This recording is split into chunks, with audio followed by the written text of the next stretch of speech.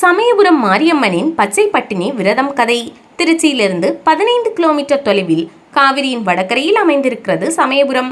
பிரசித்தி பெற்ற இந்த திருத்தலத்தில் சமயபுரம் மாரியம்மன் வீட்டிலிருந்து அருள்பாலிக்கிறார். மகாவிஷ்ணு எடுத்த அவதாரத்தில் ஒன்று கிருஷ்ண அவதாரம்.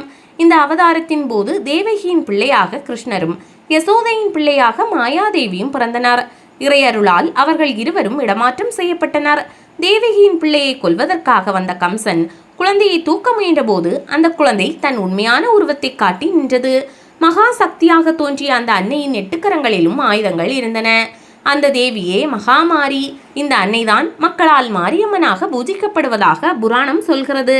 திருவரங்கம் அரங்கநாத சுவாமியின் திருக்கோயிலில்தான் சமயபுரம் மாரியம்மன் திருமேனி இருந்ததாம்.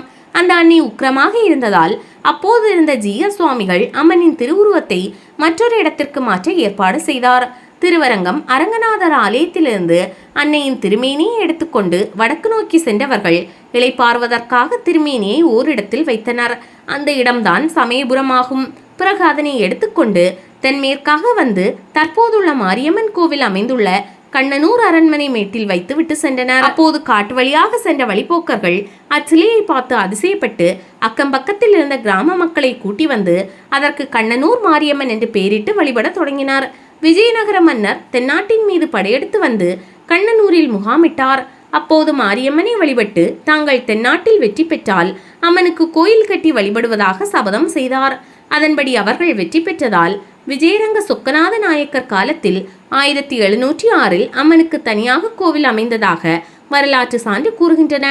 சுமார் 400 ஆண்டுகளுக்கு முன் தோற்றுவிக்கப்பட்ட கண்ணனூர் மாரியம்மன் கோவில்தான் இன்று சமயபுரம் மாரியம்மன் ஆலயமாக சிறப்புற்று விளங்குகிறது. ஆலய அமைப்பு.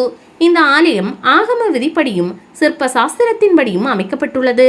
கோவில் முகப்பில் நீண்ட பெருமண்டபம் உள்ளது. இதனை பார்வதி கல்யாண மண்டபம் என்கிறார்கள்.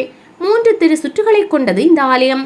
கிழக்கே சன்னதி தெருவில் விநாயகர் கோவிலும் தெற்கில் முருகன் கோவிலும் தேரோடும் வீதியின் வடக்கே மற்றொரு விநாயகர் கோவிலும் உள்ளன.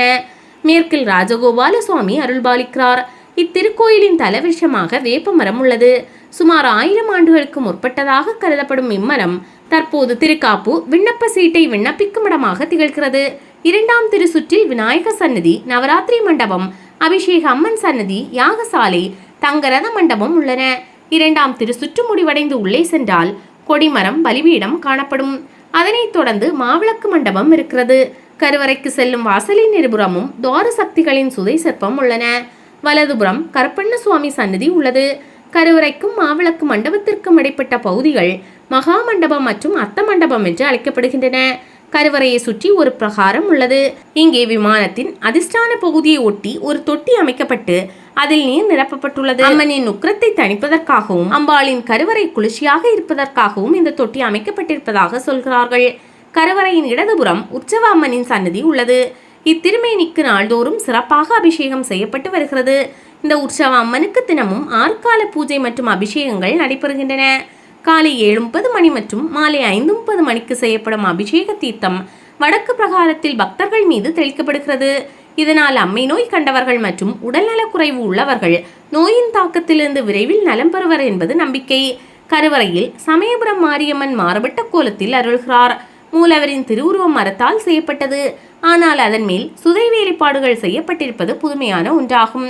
தங்க ஜடாமகுடம், நெற்றியில் வைரப்பட்டை, வைரக்கம்மல், மூக்குத்தி, கண்களில் கருணை நிறைந்த பார்வையும் கொண்டிருக்கும் மாரியம்மன் தன்னுடைய இடது கரங்களில் கபாலம், மணி, வில், பாசம், வலது கரத்தில் கத்தி, சூலம், அம்பு மற்றும் உடுக்கை ஆகியவற்றை தாங்கியுள்ளார்.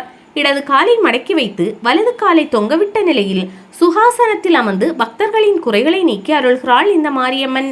இந்த ஆலயத்தில் தைப்பூச திருவிழா, பூச்சொரிதல், சித்திரை பெருந்திருவிழா, புரட்டாசியில் நவராத்திரி பெருவிழா ஆகியவை முக்கியமான திருவிழாக்கள் ஆகும். தை மாதத்தில் 11 நாட்கள் தைப்பூச திருவிழா நடைபெறுகிறது. 10ஆம் திருநாளில் திருவரங்கம் அரங்கநாத சுவாமி திருக்கோயிலிலிருந்து மாரியம்மன் சீர்பெறுதல் வைபவம் நடைபெறும். மாசி மாதத்தில் கடைசி ஞாயிற்றுக்கிழமை அம்மனுக்கு பூச்சொரிதல் நடைபெறுகிறது. மகிஷாசுரனை வதம் செய்த பாவம் தீரவும் தன் கோபம் அடங்கவும் தவம் செய்து பச்சை பட்டினி விரதம் இருந்து சாந்த சொரூபியாக மாறிய மாரியம்மனுக்கான திருவிழா இது. வருடந்தோறும் மாசி மாத கடைசி ஞாயிறு முதல் பங்குனி மாத கடைசி ஞாயிறு வரை பக்தர்களுக்காக அம்மனே 28 நாட்கள் பச்சை பட்டினி விரதம் இருப்பது சமயபுரம் மாரியம்மன் கோவிலின் தனி சிறப்பாகும்.